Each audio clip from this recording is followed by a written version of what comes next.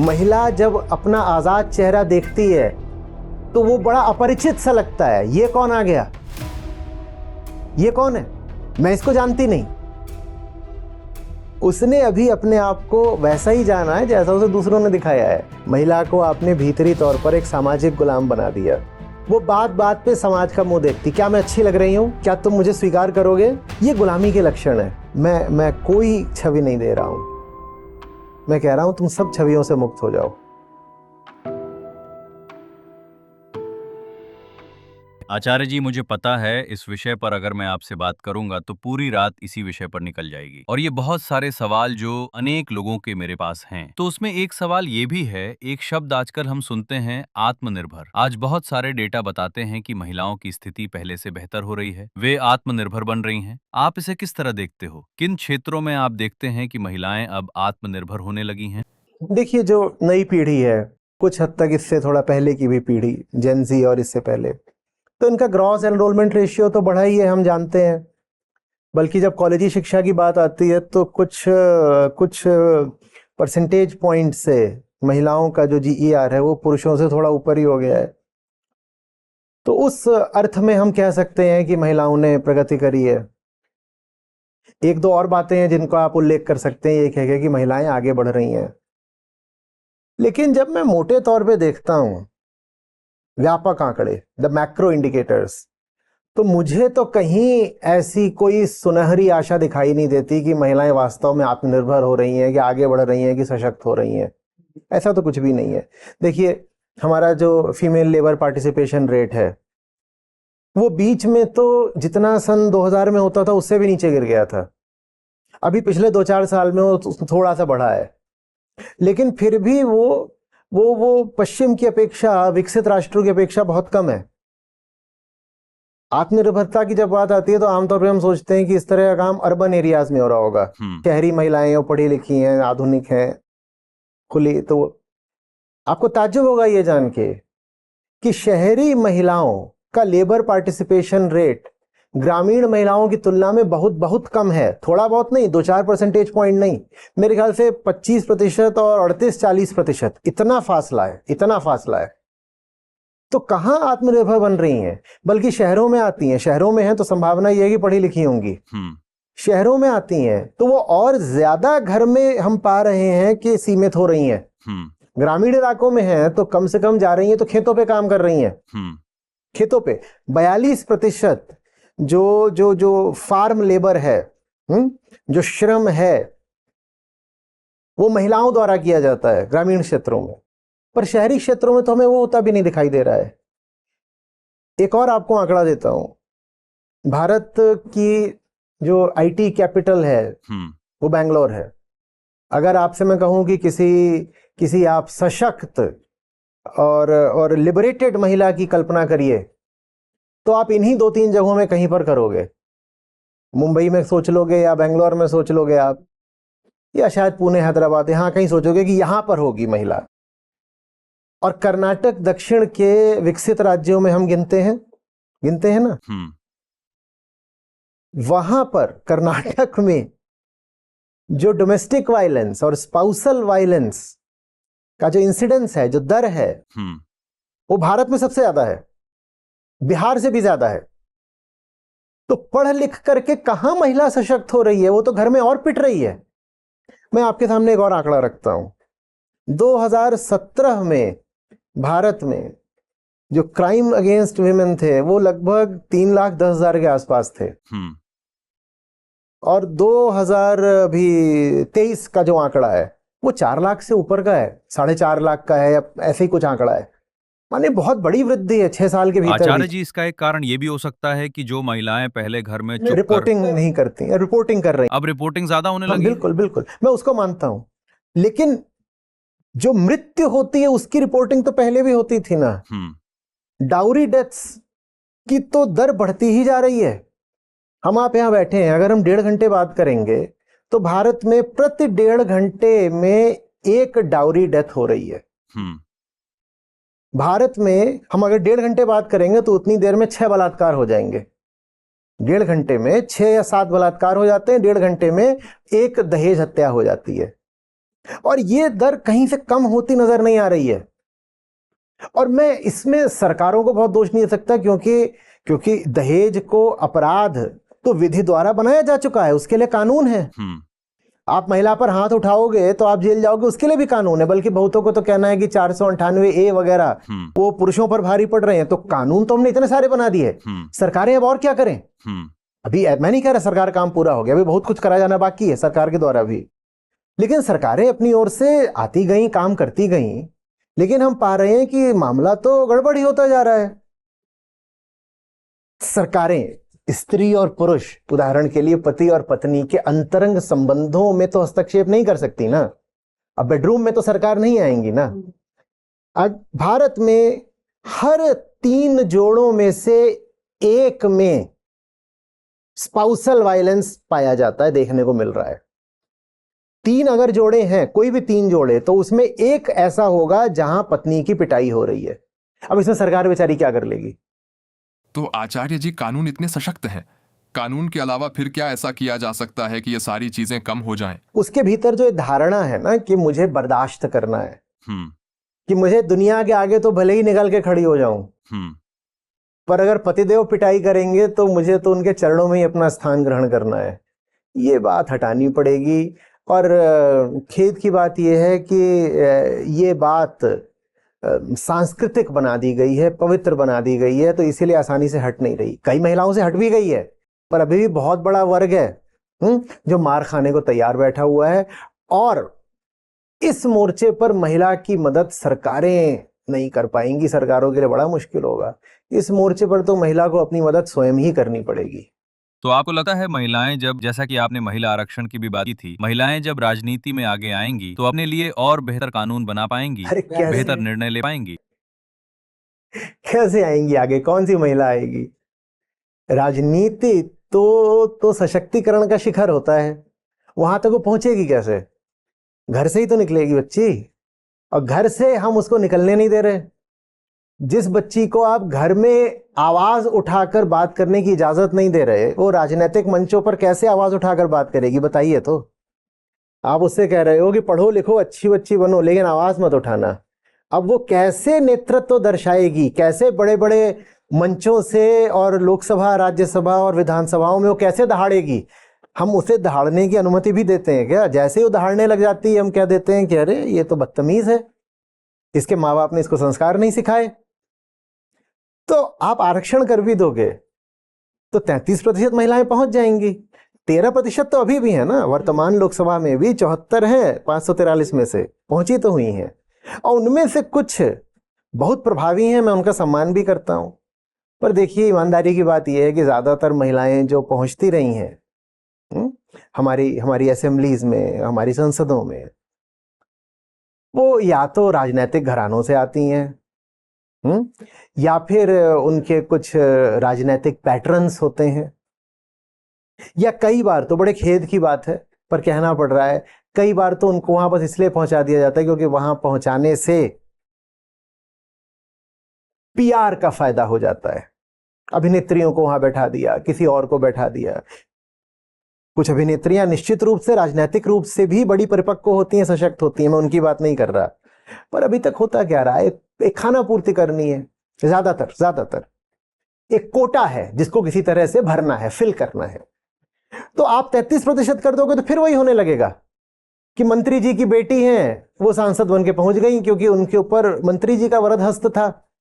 फलाने की पत्नी को चुनाव लड़वा दिया गया, वो पहुंच गई। क्यों पहुंच गई? इसलिए नहीं कि वो स्वयं एक अच्छी नेत्री है, बल्कि इसलिए क्योंकि वो किसी की पत्नी है। अब इस तरह के प्रतिनिधित्व से महिलाओं का क्या कल्याण हो जाएगा? महिला का कल्याण तब होगा जब महिला का नेतृत्व जमीन से उठे, है ना। जब स्कूलों में लड़कियां निकल करके आए, हाँ, जिनमें लीडरशिप पोटेंशियल हो, कॉलेजों में वो आगे निकलें, कार्यालयों में आगे निकलें, सबसे पहले घरों में तो आगे निकलें।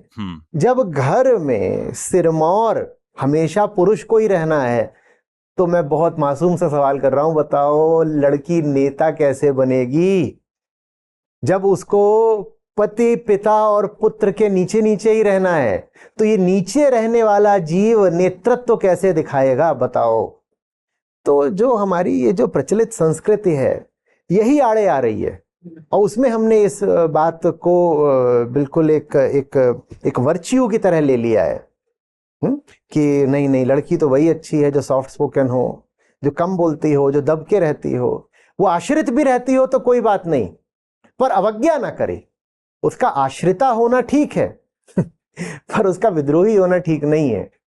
तो देखिए, नेता तो वही जो विद्रोह कर सके। जब आप लड़की को विद्रोही होने का माहौल ही नहीं दे रहे तो वो नेता कहां से बनेगी।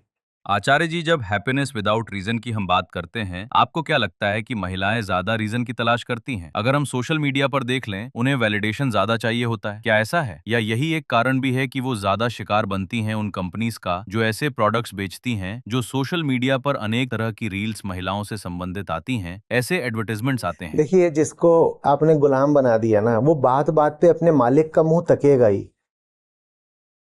गुलाम की अपनी तो कोई मर्जी होती नहीं ना। महिला को आपने भीतरी तौर पर एक सामाजिक गुलाम बना दिया, सामाजिक गुलाम। वो बात बात पे समाज का मुंह देखती। क्या मैं अच्छी लग रही हूं? क्या मैं साफ बोल रही हूं? क्या मेरी आवाज अच्छी है? क्या तुम मुझे स्वीकार करोगे? क्या ये कपड़ा मुझ पर जम रहा है?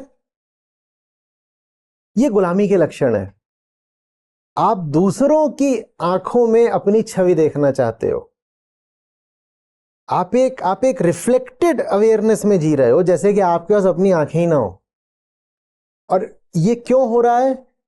क्योंकि उसकी परवरिश ऐसी करी गई कि उसको ये कभी लगा ही नहीं कि मैं वो हूं जो मैं हूं।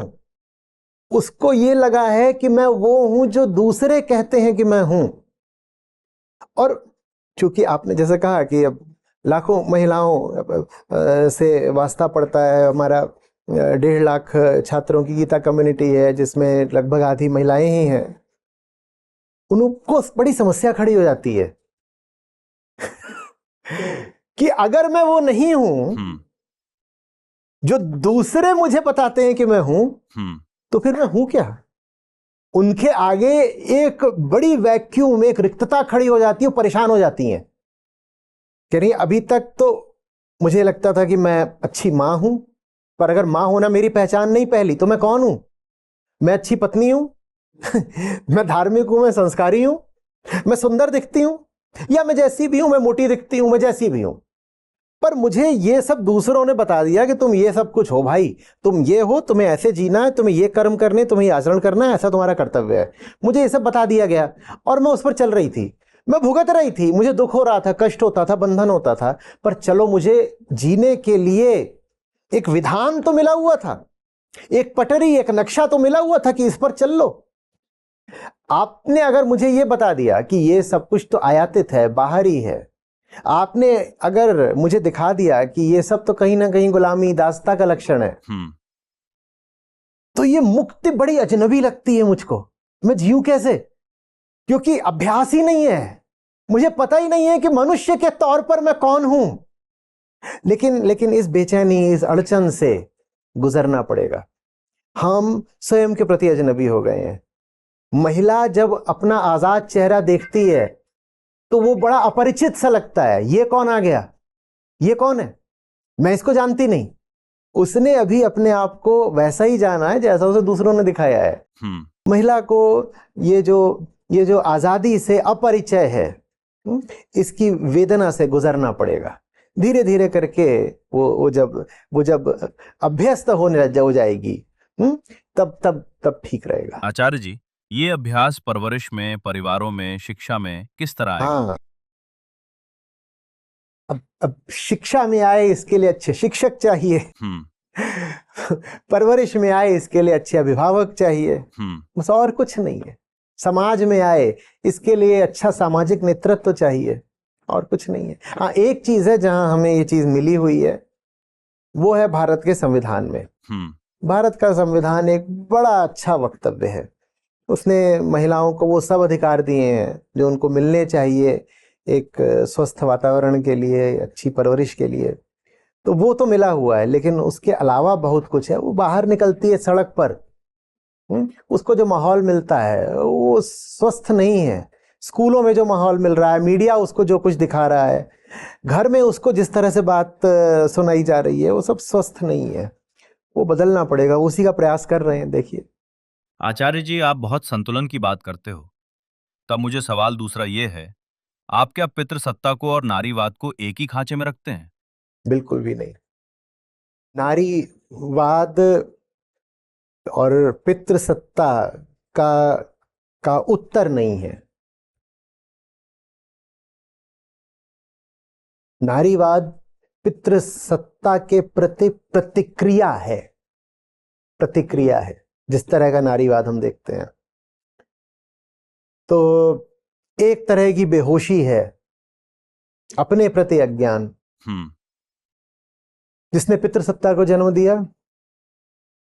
और मैं थोड़ी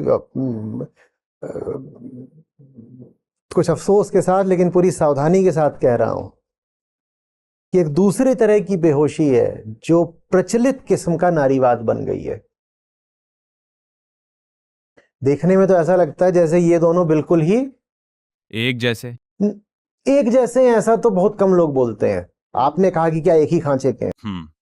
ये तो एक दूसरे विपरीत दिखाई देते हैं ना। आप कहोगे कि वो जो वहाँ मेट्रो में जो वुमन बैठी हुई है वो लिबरेटेड है और वो एक फेमिनिस्ट है, और वहाँ गांव में वो जो घर का काम कर रही है और वो दबी हुई है, वो बेचारी ऑप्रेस्ड है और पैट्रियार्की का शिकार है। तो आप इन दोनों को तो विपरीत की तरह देखोगे आमतौर पर। ये विपरीत हैं पर एक ही तल पर। विपरीत तो हैं पर एक ही तल पर हैं। जैसे ये मेज है, ये दोनों यहाँ रखे हैं और इनके विपरीत वो दोनों वहां रखे हैं। ये दोनों यहाँ रखे हैं, इनके विपरीत वो दोनों, लेकिन दोनों एक ही तल पर रखे हैं और दोनों हैं एक जैसे ही, एक दूसरे विपरीत खड़े हैं। बस देखिए ऐसा लग रहा है सैनिक खड़े हैं इधर से उधर से, अभी ये गुत्थम गुत्था हो जाएंगे। तो विपरीत तो हैं पर एक ही लेवल, एक ही तल पर, एक ही डायमेंशन में है, ये यहीं पर है। तो यही हाल जो जो जो पॉप फेमिनिज्म का है, जो अभी जो फोर्थ वेव फेमिनिज्म है और जो ट्रेडिशनल पैट्रियार्की है, ऐसे ही है वो बिल्कुल। दोनों में से किसी के भी केंद्र में आत्मज्ञान नहीं है। दोनों के ही केंद्र में जो मनुष्य है वो अपनी पहचान किसी और से उधार ले रहा है। वो आश्रित अभी भी किसी और पर है।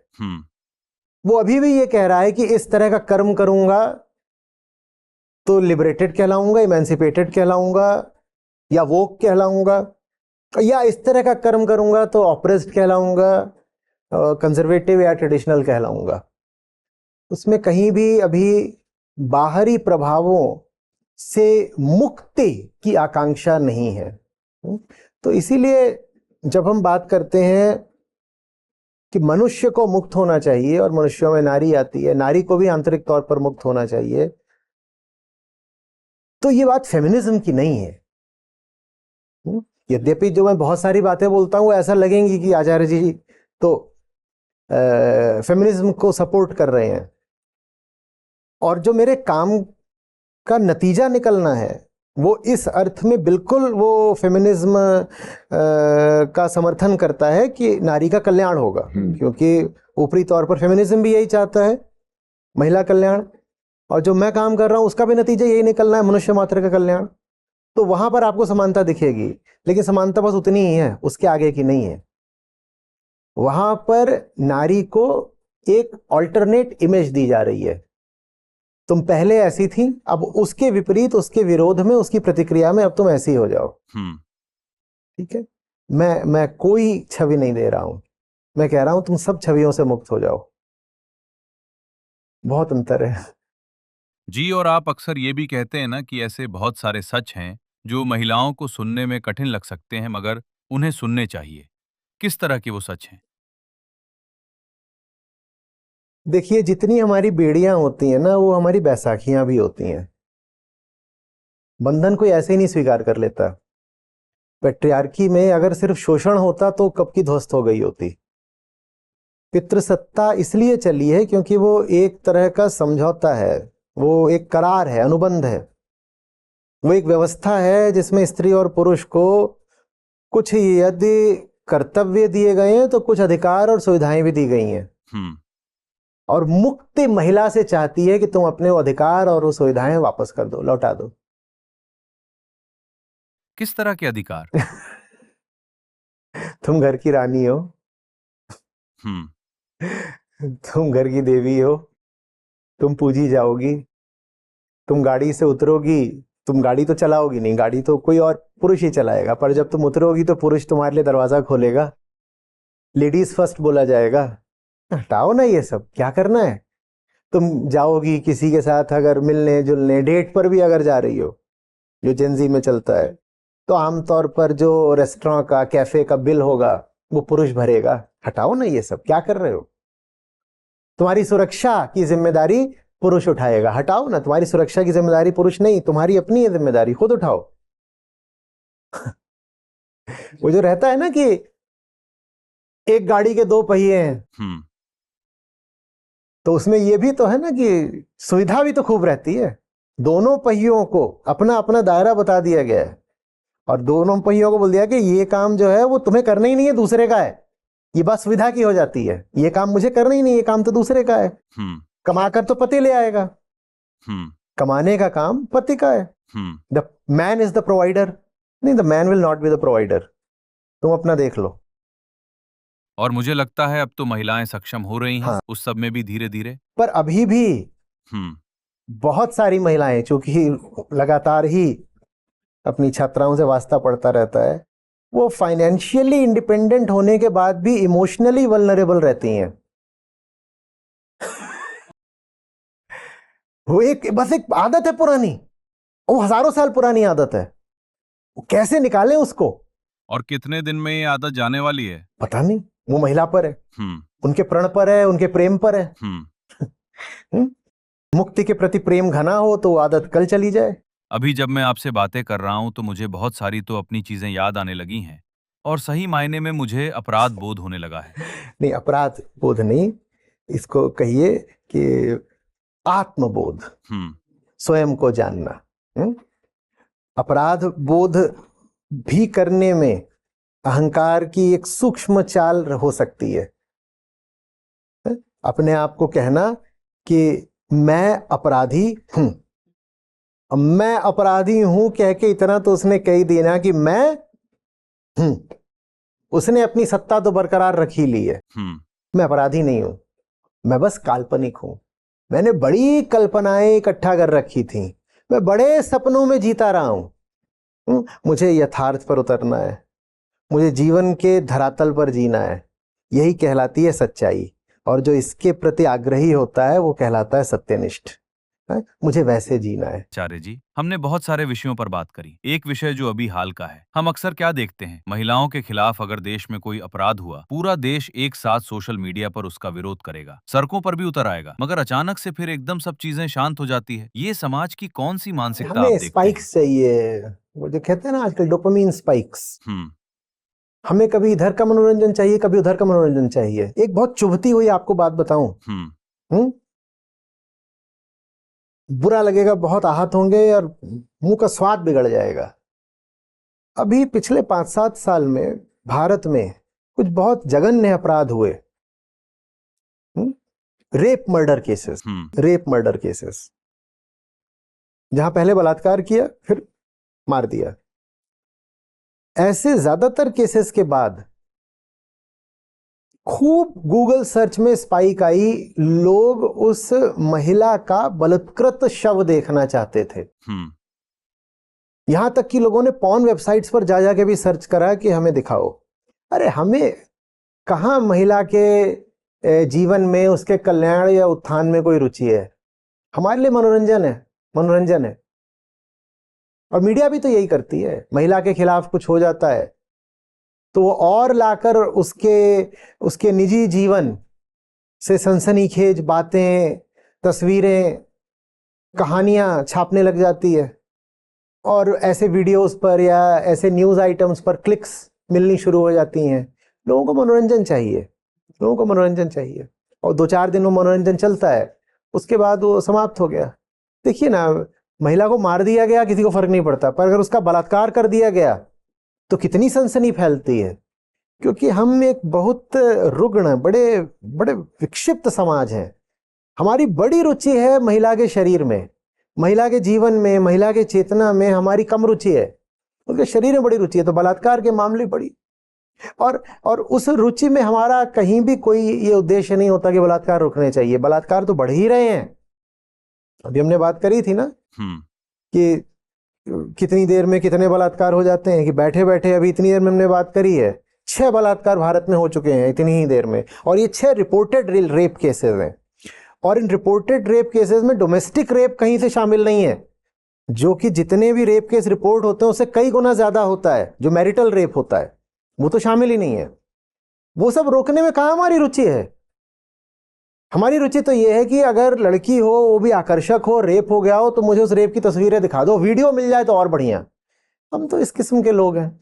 और जब हम इस किस्म के लोग हैं तो कम से कम महिला के लिए ये तथ्य बड़ा उपयोगी है।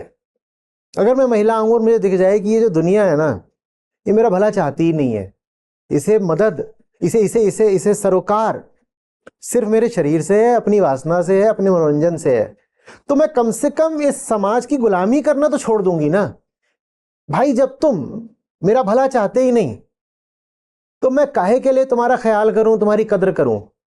पर महिला ये देख भी नहीं पा रही है। कोई उसके शरीर की ओर आकर्षित होता है, शरीर का ग्राहक बनना चाहता है, वो इस बात को प्रेम समझ लेती है। ये बात हटानी पड़ेगी, स्पष्ट करनी पड़ेगी। मॉर्फ्ड इमेजेस आ गई हैं, एआई जनरेटेड फेक्स आ गए हैं, कोई सर्कुलेट कर रहा है, करो ना। मैंने अपनी अस्मिता, अपनी सेल्फ वर्थ अपने शरीर से थोड़ी बांध रखी है। तुम वहां जो देख रहे हो ना, वो बस एक तस्वीर है। उसमें जो दिखाई दे रहा है वो बस मांस है, उसमें तुम्हें मैं नहीं दिखाई दे रही। तुमने मेरी तस्वीर पर थूक भी दिया तो तुमने मुझे नहीं छू लिया, मैं कोई और हूं। उस तस्वीर से परे, उस शरीर से कहीं आगे मैं कोई और हूं। महिला के भीतर जब तक ये भाव नहीं आएगा, वो पाएगी कि वो अपने ही शरीर के कैद खाने में बंदी है। आचार्य जी, आपने एआई वाली इमेजेस की बात करी। आपको लगता है जैसे जैसे तकनीक आगे बढ़ती है, महिलाओं के खिलाफ उस तकनीक को इस्तेमाल करते हुए अपराध भी बढ़ रहे हैं? अहंकार और क्या करता है साइंस एंड टेक्नोलॉजी का। वो भीतर बैठा है, उसको आप कुछ भी दे दीजिए, वो उसको अपराध के लिए इस्तेमाल करेगा। हाँ, कई बार वो जो अपराध होता है वो व्यवस्थागत होता है, संगठित होता है, उसके ऊपर बड़े बड़े सम्मानजनक ठप्पे लगे होते हैं, जैसे कि अंतरराष्ट्रीय नीति। अब हमारी अंतरराष्ट्रीय अब नीति है कि अब हम जा रहे हैं, हमारा डिपार्टमेंट ऑफ वॉर है, हम फलाने देश पे जाकर न्यूक्लियर बॉम्ब गिराएंगे। अब ये न्यूक्लियर टेक्नोलॉजी का इस्तेमाल कराया अहंकार ने। भीतर जो बैठा है वही तो है ना, ड्राइवर, यूजर, ऑपरेटर, ओनर वही है ना। उसको आप कोई भी टेक्नोलॉजी दे दीजिए, वो हिंसा के लिए तो उसका इस्तेमाल करेगा। और क्या करेगा उसका? पूरी पृथ्वी हमने कैसे तबाह कर डाली? टेक्नोलॉजी का इस्तेमाल करके ही तो एआई भी आई है। तो जब तक हम भीतर से ठीक नहीं है तो एआई का भी दुरुपयोग ही होगा। जैसे जैसे विज्ञान और टेक्नोलॉजी आगे बढ़े, वैसे वैसे और ज्यादा जरूरी हो जाता है कि इंसान के भीतर की निर्मलता आगे बढ़े। अगर इन दोनों में ज्यादा फासला है, अगर ये दोनों कदम से कदम मिला के नहीं चल रहे हैं, साइंटिफिक प्रोग्रेस और स्पिरिचुअल प्रोग्रेस, अगर ये एक साथ नहीं चल पा रहे हैं तो नतीजा विनाशकारी होगा। आपको खुशी होगी इस नाते जो हमारी अपनी ऐप है जिसमें हमारे गीता और बाकी सब कार्यक्रम चलते हैं, यहाँ पर बुद्ध हैं, गीता है, उपनिषद हैं, अष्टावक्र हैं। ये मुझे मिले, मेरी जिंदगी बदली, ये तुम्हें मिलेंगे, तुम्हारी जिंदगी भी बदलेगी। सच पूछिए तो मतलब लाखों नहीं तो कम से कम हजारों जिंदगियां तो हैं जो बिल्कुल बदली हैं। 2 लाख से अधिक गीता प्रतिभागियों के साथ जुड़े आचार्य प्रशांत ऐप पर पहला महीना बिल्कुल फ्री गीता मिशन का पूरा एक्सेस। ऐप पर आपको मिलेंगे नियमित लाइव सत्र, हर दिन आचार्य प्रशांत के विशेष संवाद, गीता कम्युनिटी का एक्सेस, गीता परीक्षा, चयनित समाचार, ऑडियो बुक्स, कोट्स और भी बहुत कुछ। गूगल प्ले स्टोर या एप्पल ऐप स्टोर पर आचार्य प्रशांत सर्च करें और अभी डाउनलोड करें।